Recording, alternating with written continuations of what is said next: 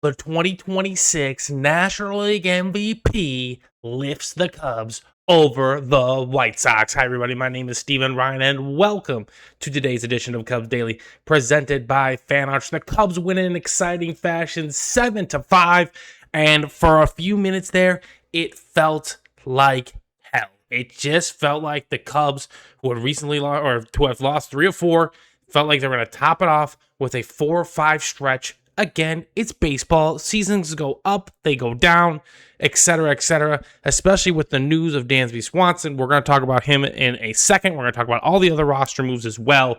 But let's just talk about maybe the best Cubs season we might ever watch, potentially ever. Now, again, it's hard to beat Sammy Sosa's years. I understand that, but I don't know if Sosa was doing what this guy does with the glove in comparison to just how impactful he has been for this team this year. We talked about in the video earlier this week, but what we're watching is truly, truly special. If he can get to that 40-40 mark, maybe have another walk-off win, I don't know.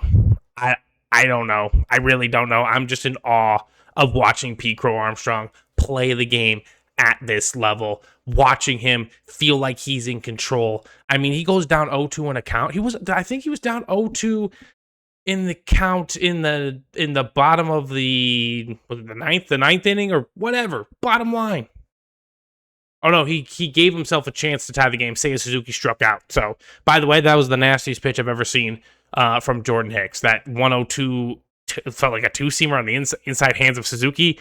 That was nasty work. But let's just run through it really quick. First pitch of the ball game, Pete Crow Armstrong absolutely jacks that ball into right field. Cubs up 1-0. Next AB, Seiya Suzuki makes it 2-0.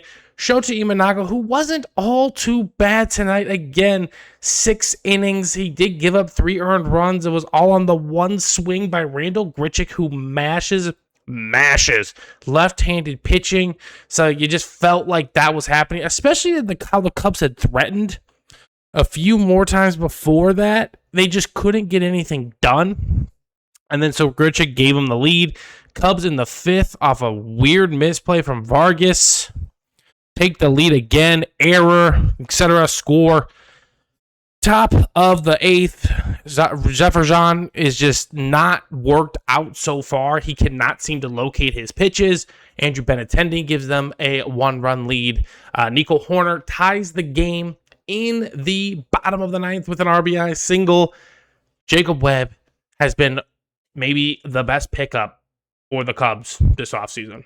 Maybe. I'm going to say it. He has been the best pickup. He has been absolutely nails, as they are saying here. And you know what? Like, we have nothing but to be grateful for on that front. Jacob Webb holds them in the 10th inning, and then the Cubs walk it off with Pete Henry Crow Armstrong on the 2-run bomb. Either way, what a ball game. Fun note, in fact, that I heard from Boog, when the Cubs had out-hit an opponent by 8 hits, because before the Cubs took the lead, the Sox were up 5-4. The Sox had 4 hits. The Cubs had 12.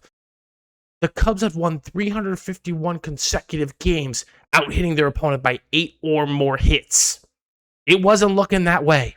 But guess what? That streak gets extended to 352. What a ball game. What a win for this team. Again, it's only August 17th, but again, when you're going into that in the bottom of the 9th inning, and you're thinking like the Brewers aren't playing tonight, and you don't want to be 5.5 back, especially with an off day Thursday. Now the pressure is more on them on Thursday. They don't have to relax or anything against the Mariners, and maybe the Cubs, if they lose, the Cubs can gain the game back, and hopefully we can maybe gain another game in these next 2 as well. But great win, especially on such a rough day in terms of injuries. And we're going to get to that here right now. So it's kind of what we all feared. It's exactly what we all anticipated.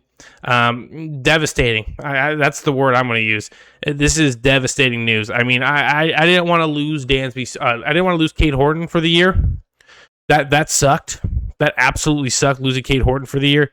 But what this guy does defensively for us and just how, it all falls down into place for this team when he's starting at shortstop and Nico goes to second and, Pete Crow up the middle. Like, it's just the way the defense is constructed.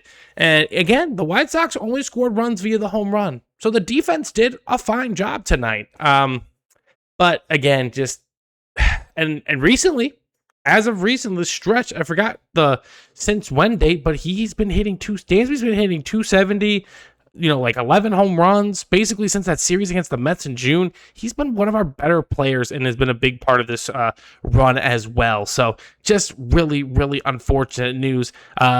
Grade 2 oblique strain per Jesse Rogers of ESPN. Cubs are anticipating 4 to 6 weeks.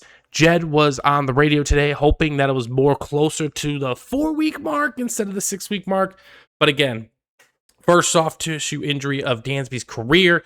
And you just don't know how these guys are going to return or react to it. And just to have Dansby thrown into a playoff situation is just not going to be easy. And again, you never know. Dansby's an experienced veteran. He might not need a lot of time to react and recover, but hopefully he can bring that glove and just help this defense be stout.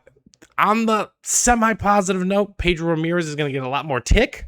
I like that for him. I want him to get as much reputable experience as possible because I do think we're going to need him to have a clutch pinch hit or a B for us in the postseason. Matt Shaw is going to start a rehab soon. Maybe he'll come back and he'll be able to chip away at an impact as well for this club. So before we talk about the roster moves, ladies and gentlemen, let's talk about today's sponsor, and that is Kalshi. Ladies and gentlemen, the Crosstown Classic is heating up, tied at 2.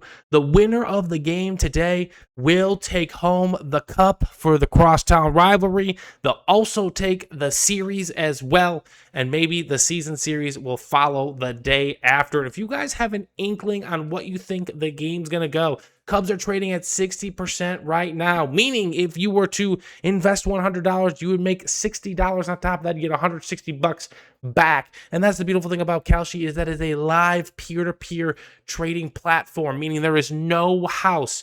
If you like where your investment's at, right? Cubs are up 7-4 in the 8th. You can get out of there if you think something might go wrong with your money. That's the beautiful thing about it. So ladies and gentlemen, download the Kalshi app and use code FANARCHBASEBALL to get $10 when you trade your first $10. KALSHI, Kalshi. Trade on everything. So we had to make a flurry of moves, especially with the news of Dansby Swanson being, out for the next 4 to 6 weeks. Now, that's and also on top of it, the Edward Cabrera situation. That's just a whole nother rant that I'm not going to get into because you guys don't need to hear that. Let's just discuss the moves the Cubs made today to kind of get back on the ball club here.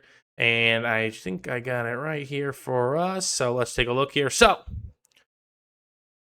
Cubs, Dansby Swanson's placed on the 10-day IL. I'm guessing they're going to adjust that at some point, because again, they're anticipating he's going to miss 4 to 6 weeks. There's a roster move at hand in place somewhere there. Edward Cabrera is placed on the 15-day IL with a right digit 3 blister issue. I imagine that his season is done. If he does come back, he is going to be in the bullpen role. James Triantos is optioned to AAA. And in unfortunate news, even though on Saturday it seemed like he had a decent appearance, Daniel Palencia has been transferred to the 60-day IL. I haven't heard the official it's the end of the year for him, but it feels like it's the end of his season. So in contrarian to that, Cubs recall Kevin Alcantara. Owen Miller's contract gets selected from AAA, former Brewer, and Javier Assad, the guy who we all did want to be on the club. We don't think Javier Assad, necessarily deserved to be demoted to AAA. He's going to be back. Now, he probably is not going to pitch because they brought in David Peterson tonight. There's going to be a day off on Thursday. I imagine that Javier Assad's going to be starting Saturday in Seattle against the Mariners, and rightfully so.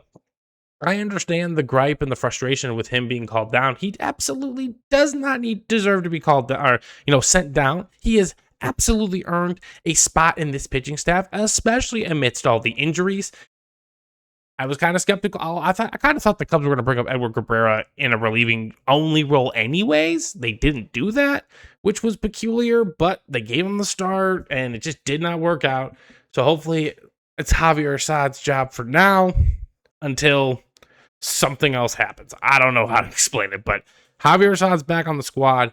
Daniel Palencia's, or not Daniel Palencia, Dansby's on the 10-day IL. So I do imagine, I think that's kind of like their phantom Hobie Milner situation, because Sam Bernanos, if you do not follow her on Twitter, she goes to Wrigley Field and she takes pictures of the players kind of walking in. It's really sweet. It's just cute. You know, she's an older lady, not really bothersome, Cubs season ticket holder. She just likes to take pictures, et cetera, et cetera. And the players know her and all that stuff. But Hobie Milner was in town, or, you know, he was up. He had his Cubs bag and everything. So I imagine that maybe a potential activation from him will be back up soon as well. And that's why maybe Dansby's on that 10-day IL, and they might want to stagger him so that they can just kind of see, like, hey, how is he progressing injury-wise before he comes back fully? So Cubs make a flurry of moves. I would imagine that the next person to go is either going to be Thielbar or Aaron Savale, who I have an inkling suspicion Savale is going to be a part of this team. He's just a guy that can eat innings. He's just a guy that can eat innings at this point. So those are the roster moves for today. Javier Assad is back with the club, which is exciting.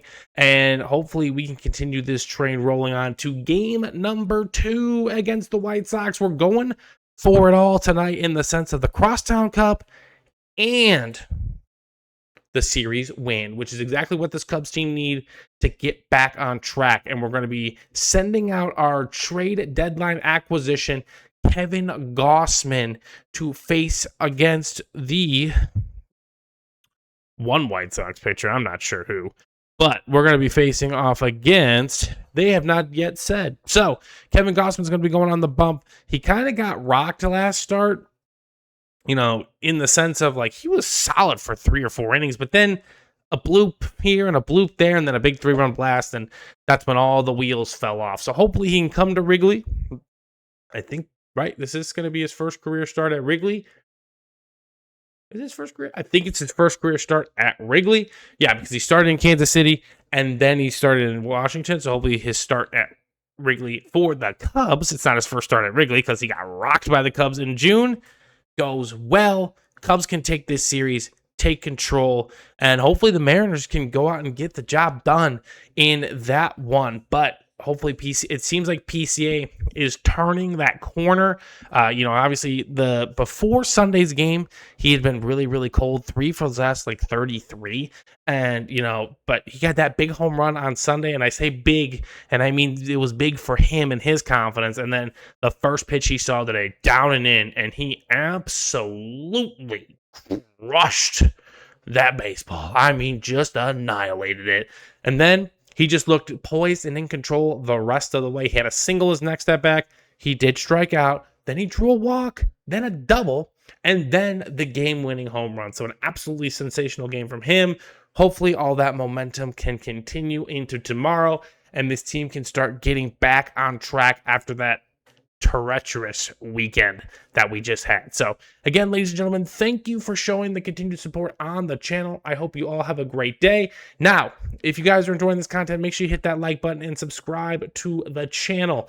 Also, if you cannot check me out here, you could always check me out on Apple and Spotify. Just search Cubs Daily. Make sure you guys leave me 5 stars. I do appreciate it. And as always, I hope you all have an absolutely fantastic rest of your day, and I'll see ya in the next one. Go Cubs, go.